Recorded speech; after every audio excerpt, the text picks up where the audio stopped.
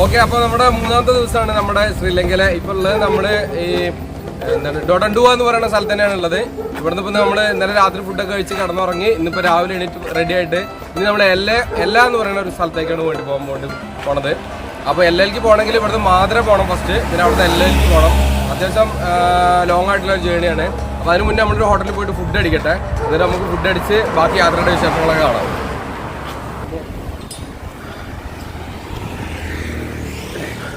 ഇവർ കുറേ നടക്കണ്ട ഇനിയിപ്പോൾ. അപ്പോൾ ഇത് ഇവിടുത്തെ സൈഡിലൊക്കെ ഇവിടുത്തെ റോഡ് സൈഡിൽ റോഡൊക്കെ നല്ല റോഡാട്ടോ. റോഡ് സൈഡിലൊക്കെ കുഞ്ഞു കുഞ്ഞു വീടുകൾ തന്നെയാണ്. അപ്പോൾ അതിനിടയ്ക്ക് കുറേ ഇതുപോലെ ഹോം സ്റ്റേ പരിപാടികളൊക്കെ നടത്തുന്നുണ്ട് ആളുകൾ. ബാക്കിയൊക്കെ ആളുകൾ ജീവിക്കുന്ന സ്ഥലം തന്നെയാണ്. മാങ്ങയൊക്കെ കാഴ്ചയൊക്കെ കേട്ടോ, അടിപൊളിയായിട്ട് കുറേ ഉണ്ട് മാങ്ങ.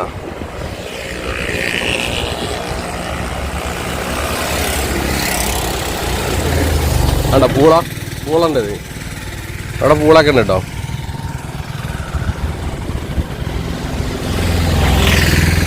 പിന്നെ നമ്മളവിടുത്തെ ആയിരിക്കും ചകിരിപ്പൊളി, പിന്നെ മടൽ പൊളിച്ചത്, കൊതുമ്പ്, ഓലക്കൊടിയൊക്കെ ഉണക്കാട്ടിട്ടുണ്ടോ.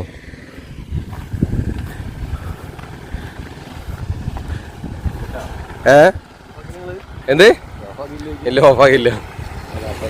എടാ ഓരോ വലിയ വീടുകളൊക്കെ ഉണ്ട് കേട്ടോ, അടിപൊളിയായിട്ടുള്ള പഴയ രീതിക്കുള്ള. അവിടെ ഒരു പോസ്റ്റ് ഓഫീസ് കണ്ടോ, ഡൊഡൻഡുവയിലെ പോസ്റ്റ് ഓഫീസാണത്. ഇവിടെ ഇങ്ങനത്തെ വലിയ പെട്ടിയൊക്കെ ഉണ്ട് ഇപ്പോഴും. ഡൊഡൻഡുവ പോസ്റ്റ് ഓഫീസ്.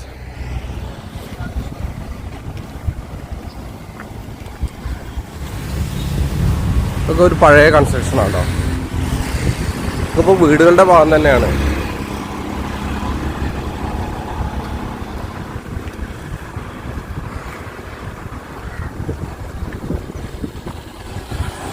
അങ്ങനെ നമ്മൾ ബ്രേക്ക്ഫാസ്റ്റ് കഴിക്കാമെന്ന് വിചാരിച്ച് കുറച്ച് നടന്നെങ്കിലും കടകളൊന്നും തുറക്കാതെ നമുക്ക് ബ്രേക്ക്ഫാസ്റ്റ് കിട്ടില്ല. അപ്പോൾ പിന്നെ ഒന്നും നോക്കിയില്ല, നമ്മൾ അടുത്ത വന്നൊരു മാദ്ര ബസ്സിൽ ചാടി കയറി. അപ്പം മാദ്രയിലേക്ക് പോയിക്കൊണ്ടിരിക്കുകയാണ്. ഏകദേശം ഇവിടുന്ന് ഒരു 10-60 കിലോമീറ്റർ ദൂരമുണ്ട്. അപ്പോൾ ഇതാണ് ഇവിടുത്തെ ബസ്സിൻ്റെ ഒരു യഥാർത്ഥ അവസ്ഥ. ഇപ്പം എന്താ വെച്ചാൽ കുറച്ച് കുറവായത് കാരണം നമുക്ക് ഇങ്ങനെ വീഡിയോ എടുക്കാൻ പറ്റും. ഇന്നലെ നമ്മൾ ബസ്സിൽ കയറിയപ്പോൾ നിൽക്കാൻ സ്ഥലം ഉണ്ടായിരുന്നില്ല.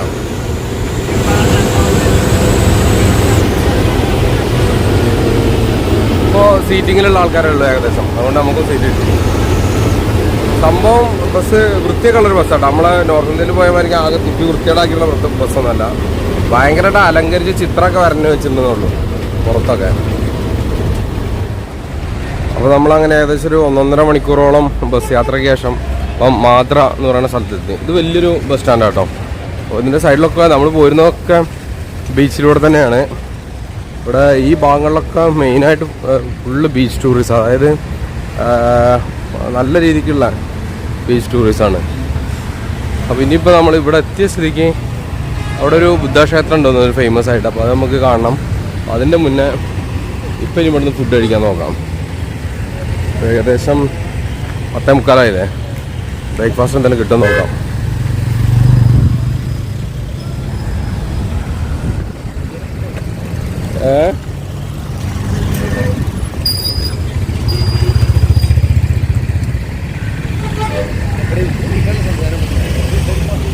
ഒന്നും കിട്ടിയില്ല, നമുക്കിപ്പോൾ ഫ്രൈഡ് റൈസാണ് കിട്ടിയത്. അപ്പോൾ നമ്മൾ വെജ് ഫ്രൈഡ് റൈസ് വെച്ച് അടിക്കുകയാണ്.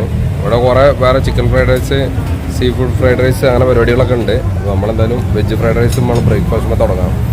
അപ്പോൾ നമ്മൾ ഈ മാത്ര ബസ് സ്റ്റാൻഡിലാണ് ഉള്ളത്. ഇവിടുന്ന് ഇപ്പോൾ എല്ലേക്ക് ഡയറക്റ്റ് ബസ് ഓൾറെഡി പോയിട്ടുണ്ട്. ഇനി കുറച്ച് സമയം കഴിഞ്ഞിട്ടാണ്. അപ്പോൾ വേറൊരു ബസ് മൊനറാഗല എന്ന് പറഞ്ഞിട്ടൊരു സ്ഥലത്തേക്കുള്ള ബസ്, അത് ഒരു എന്തൊരു വള്ളന്തറ ആ സ്ഥലത്ത്, അത് അവർ പറഞ്ഞു അവിടെ ഇറങ്ങിയിട്ട് നമുക്ക് മാറിക്കയറാം എവിടേക്ക്, എല്ലയിലേക്ക്. അപ്പോൾ അതാണ് നമ്മളെ പരിപാടി. അപ്പോൾ അവിടെ ബസ്സിന് വിളിച്ച് പറയണ കണ്ട നമ്മളതേമാതിരി തന്നെ, നമ്മളവിടുത്തെ മാതിരി തന്നെ അങ്ങനെ വിളിച്ച് പറഞ്ഞുകൊണ്ടിരിക്കും ഇവർ. കണ്ടാ പിന്നെ ഇവിടുത്തെ ബസ്സുകളൊക്കെ മിക്കവാറും ഈ അശോക് ലൈലൻഡിൻ്റെ ബസ്സാട്ടോ. ലങ്ക അശോക് ലൈലൻഡ്, അത് ലങ്കയിൽ ഉണ്ടാക്കണതാണോ ഇനി?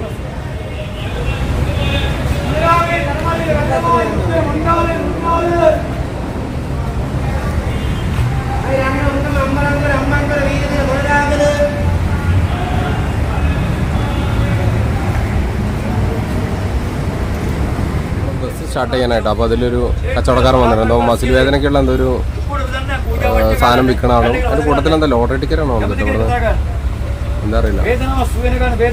വേദനക്കുള്ള മരുന്നാണ് മറ്റേത്. മറ്റേ എന്താ ലോട്ടറി ടിക്കറ്റാണോ ഇനി വേറെ എന്താണെന്ന് എനിക്കറിയില്ല. ചേച്ചി എടുക്കണ്ട, ആ ചേച്ചിനോട് ചോദിക്കാൻ നോക്കണ്ടത്.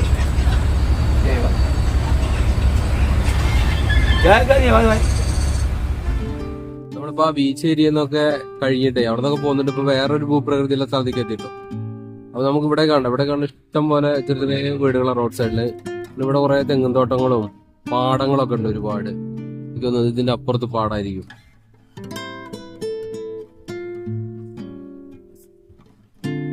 നമ്മൾ ആ ബീച്ചിനോട് ചേർന്നുള്ള ഭാഗത്തൊക്കെ ഫുള്ള് ടൂറിസം, ബീച്ച് ടൂറിസം പരിപാടിയൊക്കെ ആയിരുന്നു.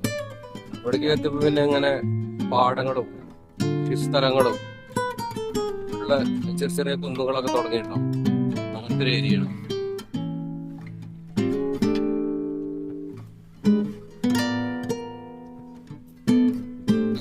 പഴയ പുതിയ വീട് പറ്റുന്ന വീടുകളാണ്.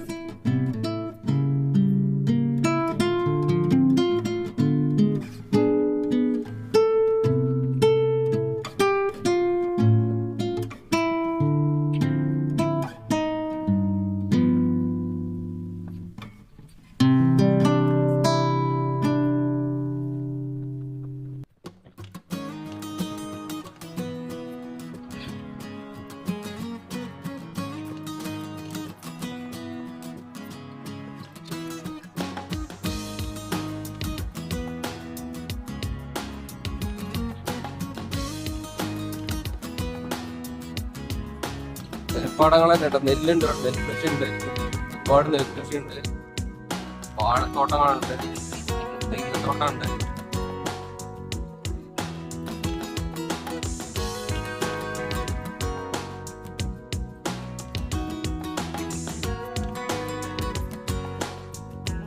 അങ്ങനെ നമ്മള് അമ്പലംതൊട്ട എന്ന് പറഞ്ഞ സ്ഥലത്തെത്തിയിട്ട്, ഇതും ശരിക്ക് നമ്മളെ ബീച്ച് സൈഡിൽ നിന്ന് ഫുള്ളായിട്ട് മാറിയിട്ടൊന്നുമില്ല. വീണ്ടും ഇങ്ങനെ ഇറങ്ങി ബീച്ചിൽ, ഇവിടുന്ന് ബീച്ചിന്റെ തൊട്ടടുത്തല്ലെങ്കിലും കുറച്ച് അടുത്തായിട്ട് ബീച്ചുണ്ട്. ഒരു 1-2 കിലോമീറ്റർ ആയിട്ട് അടുത്ത് ബീച്ച് തന്നെയാണ്. ഇത് അത്യാവശ്യം നല്ലൊരു ജനവാസ കേന്ദ്രവും അത്യാവശ്യം നല്ല ബിൽഡിങ്ങുകളും ഉള്ള വലിയൊരു സ്ഥലമാണ്.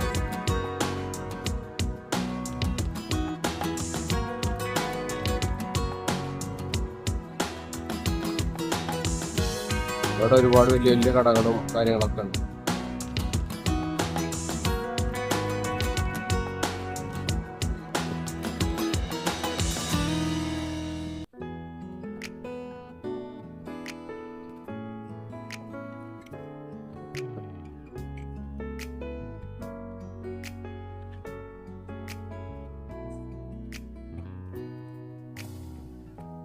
햇살이 너무 좋았어 그냥 모두 좋았어 널 만나서 കുറച്ചു മുന്നേ കൊയ്ത്ത് കഴിഞ്ഞ പാടങ്ങളായിരുന്നു കണ്ടിരുന്നെങ്കിൽ ഇപ്പൊ ഇവിടെയൊക്കെ വിളഞ്ഞു നിൽക്കുന്ന പാടങ്ങളാണ്, നെൽപ്പാടങ്ങളാണ്.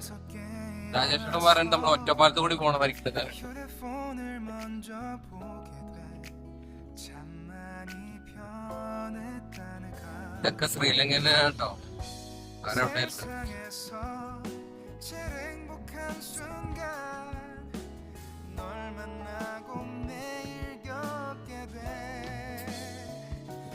매일은 감사하죠 그대가 곁에 있어서 언제나 오늘 같길 기도해요 그대와 함께라면 നമ്മൾ ശരിക്കും പോയിക്കൊണ്ടിരിക്കുന്ന ഒരു എക്സ്പ്രസ് ഹൈവേ കൂടെ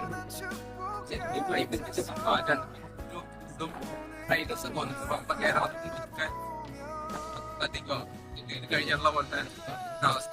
ചെടികളൊക്കെ ഏകദേശം അതുപോലെയാണ്. ചെറിയ ഡ്രൈനേഴ്സും ചെടികളൊക്കെ കരിഞ്ഞിരിക്കുന്ന അവസ്ഥയാണ്.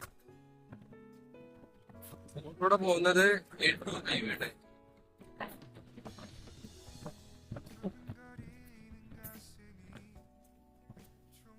കുറെ 8 ഹൈവേക്ക് കയറുണ്ടാവും. അവിടെ നമുക്ക് ദൂരെ ഈ ഹൊമ്പൻടുട്ട എയർപോർട്ടും ഉണ്ട്, അതുപോലെ ഒരു പോർട്ടും ഉണ്ട് കേട്ടോ. അവിടെ നമുക്ക് ദൂരെ അങ്ങനെ കാണാം, കുറെ ദൂരെ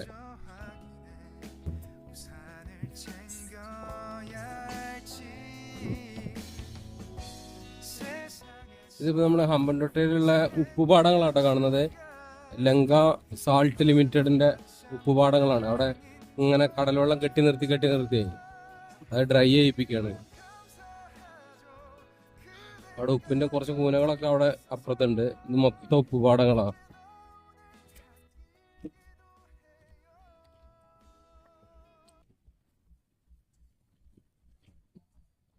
ശരിക്കും ഇപ്പോൾ നമ്മളിങ്ങനെ പോയിക്കൊണ്ടിരിക്കുന്നത് ബുണ്ടാല നാഷണൽ പാർക്കിന്റെ സൈഡിൽ കൂടെ ഉണ്ടോ.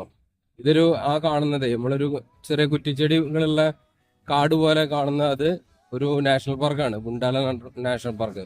ഇവിടെ ആക്ച്വലി ഫോറസ്റ്റ് സഫാരികളൊക്കെ പ്രൊവൈഡ് ചെയ്യുന്നുണ്ട്.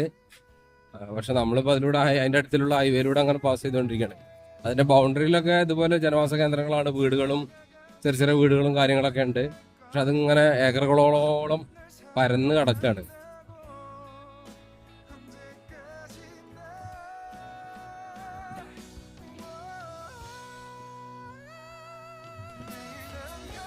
അതങ്ങനെ വന്യമൃഗങ്ങളൊക്കെ ഉണ്ടായിരിക്കും ഇതിനുള്ളിലൊക്കെ. പക്ഷെ നമ്മളെ അവിടുത്തെ ഒരു ഫോറസ്റ്റ് പോലുള്ളൊരു നാഷണൽ പാർക്കല്ല. എനിക്കൊന്ന് ചെറിയ എന്തെങ്കിലും മൃഗങ്ങളൊക്കെ ആയിരിക്കും ഉണ്ടായിരിക്കുക. അവിടെ യൂണിവേഴ്സിറ്റി ഓഫ് കൊളംബോയുടെ institute for agro technology and rural science എന്ന് പറഞ്ഞ അതിൻ്റെ ഒരു ഇൻസ്റ്റിറ്റ്യൂട്ട് ഉണ്ട് കേട്ടോ അതിൻ്റെ ഉള്ളിലേക്ക്.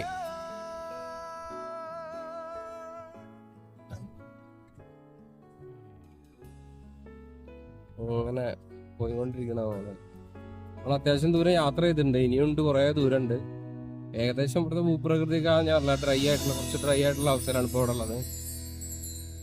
നമ്മൾ പോണ വഴി ഒരു 10 മിനിറ്റ് റെസ്റ്റ് എടുക്കാൻ വേണ്ടിയിട്ടേ ചായ പിടിക്കാനൊക്കെ ബസ് ഇവിടെ നിർത്തി കൊടുക്കും കേട്ടോ. ഇവിടെ ചെറിയ കടകളുണ്ട്. അതിൻ്റെ അടുത്ത് ഇവിടെ ഓരോ പച്ചക്കറി ഫ്രൂട്ട്സൊക്കെ വിൽക്കുന്ന കട ഉണ്ട്. അപ്പോൾ ഇവിടെ ഇങ്ങനത്തെ ഈ തൈര് ചട്ടിയിലാക്കിയിട്ട് കുറേ സ്ഥലത്തിരിക്കുന്നുണ്ട്. കുറേ ഈ തൈരിൻ്റെ ചട്ടിയിലാക്കുന്ന പാത്രം വിൽക്കുന്ന സ്ഥലം ഉണ്ടായിരുന്നു കുറേ സ്ഥലത്ത്. അപ്പോൾ അങ്ങനെ ഇവിടെ കുറേ അപ്പുറത്ത് ഫ്രൂട്ട്സിൻ്റെ കടയൊക്കെ ഉണ്ട്. അപ്പോൾ എല്ലാവരും ഒന്ന് പുറത്തൊക്കെ ഇറങ്ങിയിരിക്കാം നടുവ് നിർത്താൻ വേണ്ടിയിട്ട്. നമ്മൾ എത്ര മണിക്കൂർ കണ്ടിന്യൂസ് യാത്ര ചെയ്തിപ്പോൾ? 3 മണിയായി. 12 മണിക്ക് കണ്ടോ പോകുന്നതല്ലേ? 3 മണിക്കൂർ എങ്ങാണ്ടോ യാത്ര ചെയ്താണ് ഇവിടെ എത്തിയത്. ഇനിയും ഒരു 40 കിലോമീറ്റർ 45 കിലോമീറ്ററോളം ഉണ്ട്.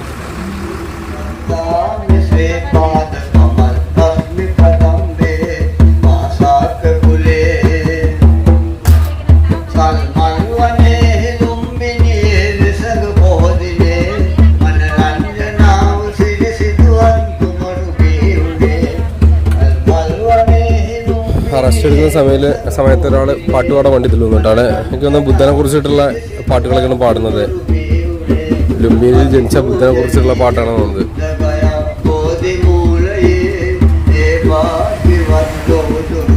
ഇവിടെ കണ്ട കടല് മത്തൻ, തണ്ണിമത്തൻ, പിന്നെ ഇളനീര് ഓറഞ്ച് ഇളനീരാ, പിന്നെ പപ്പായ, മാങ്ങ, അവക്കാഡോ, എല്ലാ സാധനങ്ങളും ഉണ്ട്. ഒരുപാട് സാധനമുണ്ട്. ചോളം ഇവിടെ പുഴുങ്ങുന്നുണ്ട് ഒന്ന്. അതിനുള്ളില് കുറേ വെജിറ്റബിൾസ്, തക്കാളി, കുഞ്ഞു തക്കാളിയൊക്കെ ഉണ്ട്, വഴുതനങ്ങ, പുളി, എല്ലാ സാധനമുണ്ട്. അത് നമ്മള് കുറച്ച് പഴം മേടിക്കാമായിരുന്നു. ഇത് ഞാലിപ്പൂവൻ പോലത്തെ ഉണ്ട്, മൈസൂർ പഴമാണോ അറിയില്ല. 1 കിലോക്ക് ഇവരുടെ 150 രൂപ. അവിടെ കയറിയ സ്ഥിതിക്ക് അവിടെ നിന്നൊരു പുളിങ്ങ എടുത്ത് തിന്നോക്കാം. ചെറിയ പുളിങ്ങ ഉണ്ടല്ലോ, അങ്ങനെ തോല് കളഞ്ഞു വെച്ചിട്ടുണ്ട്. അടക്കുണ്ട് കേട്ടോ ഇവിടെ, അടക്കുണ്ട്. ഇത് അടക്കയാണ്, പച്ചടക്ക, പഴുക്കടക്ക കൊടുത്ത വെച്ചാ.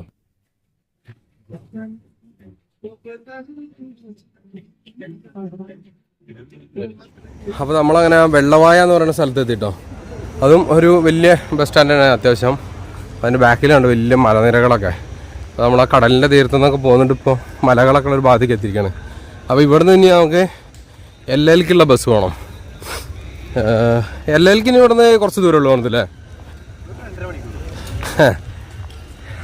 അപ്പോൾ എല്ലാ ബസ്സും ഇവിടെ ഉണ്ടാവുമെന്നാണ് പറയണത്. ഒന്ന് പോയി നോക്കട്ടെ.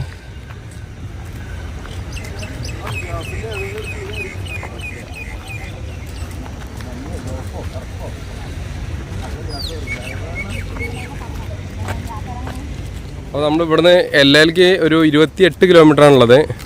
പക്ഷെ 1 മണിക്കൂർ എടുക്കും. ഇത് ഇനി ഒരു മല കയറി പോകാനുള്ള കയറ്റാണ്. ഒരാൾക്ക് 100 സംതിങ് ഉറുപ്പ്യാണ് വരുന്നത്, 140 ഉറുപ്പ്യ.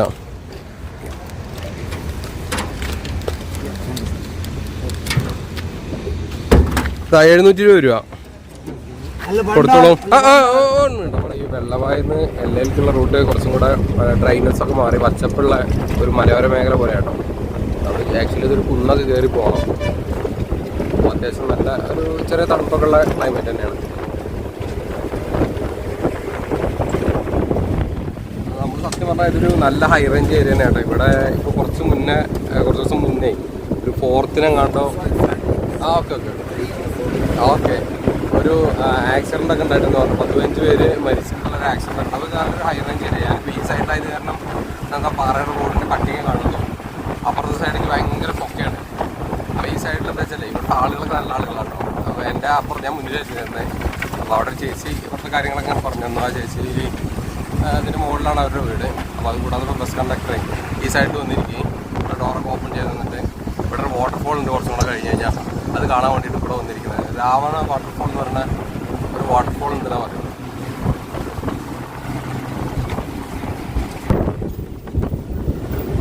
അപ്പോൾ ഈ വാട്ടർഫോളിൻ്റെ അടുത്ത് കുറച്ച് ആൾക്കാരൊക്കെ വന്ന് നിൽക്കുന്നുണ്ട് കേട്ടോ. ഇവിടെ ആളുകളൊക്കെ കുറച്ച്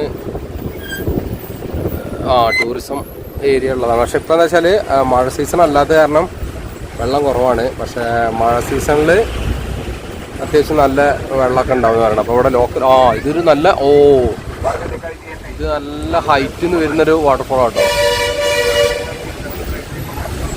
ഇവിടെ കുറേ ഫോറിനേഴ്സൊക്കെ വന്ന് നിൽക്കുന്നുണ്ട്. ഇവിടുത്തെ ലോക്കൽ ആളുകളും ഉണ്ട്. പക്ഷെ നല്ല മഴ സീസണിലാണെന്ന് വെച്ചാൽ നല്ല അടിപൊളി ഫോളായിരിക്കും ഇത്.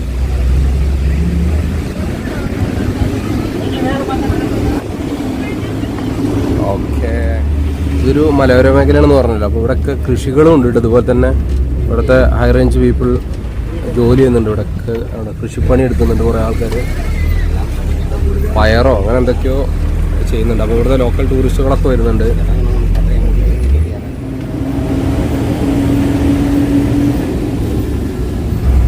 ഉണ്ടല്ലേ, താഴത്തൊക്കെ ഭയങ്കര കൊക്കകളാണ്.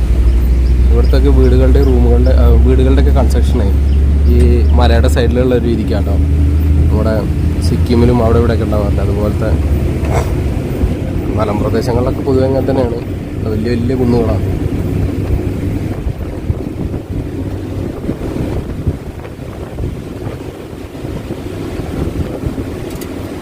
ഇവിടെ മുകളിലേക്ക് വരുമ്പോൾ നമ്മളെ അവിടുത്തെ ഒരു ഊട്ടി പോലെയൊക്കെയാണ്, അല്ലെങ്കിൽ വയനാട് പോലെയൊക്കെയാണ്. ഇപ്പോൾ ഒരു മൂന്നാർ വയനാട് പോലെയൊക്കെയാണ് ഇവിടെ കാണുന്നത്.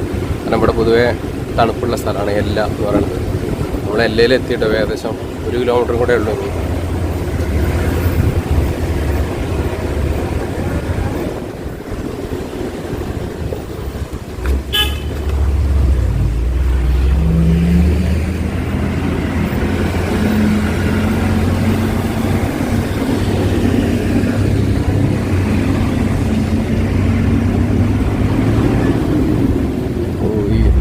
ഇടിഞ്ഞു വീഴാതിരിക്കാൻ വേണ്ടിയിട്ട് ഇവിടെ ഭയങ്കര പ്രൊട്ടക്ഷനാണ് കൊടുക്കുന്നുണ്ട്.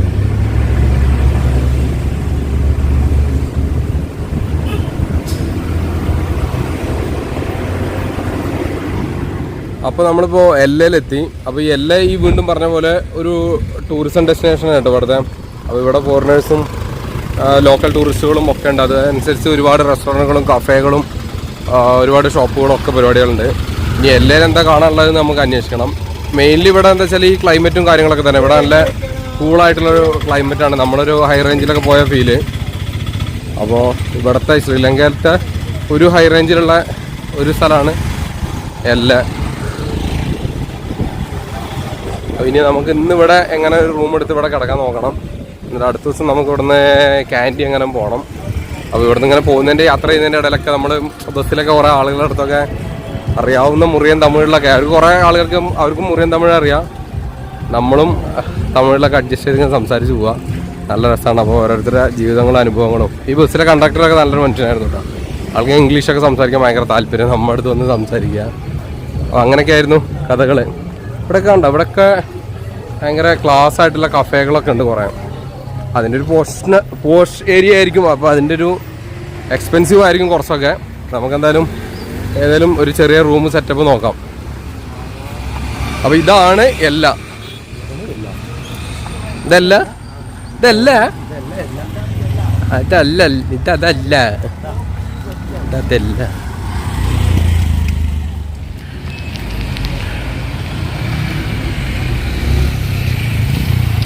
ഇതിന് മുകളിലൂടെ റെയിലാണ് തോന്നുന്നത് കേട്ടോ.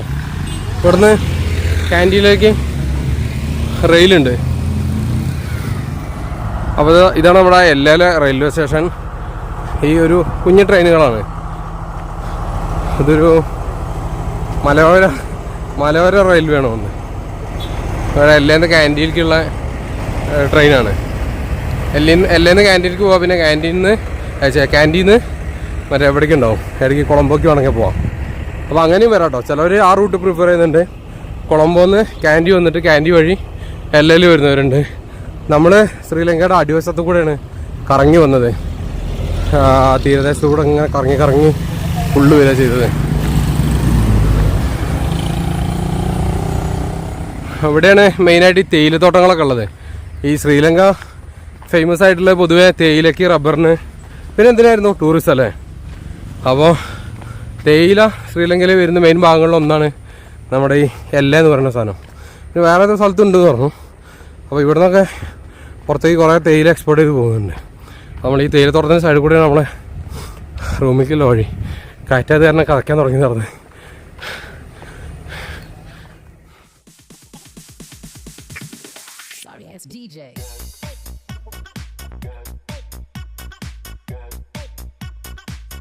അപ്പോൾ ഒരുപാട് DJ പാട്ടുകളും ഭയങ്കര നൈറ്റ് ലൈഫൊക്കെ ഉള്ള ഒരു സ്ഥലമാണ് ഈ ശ്രീലങ്കയിലെ എല്ല എന്ന് പറയുന്നത്.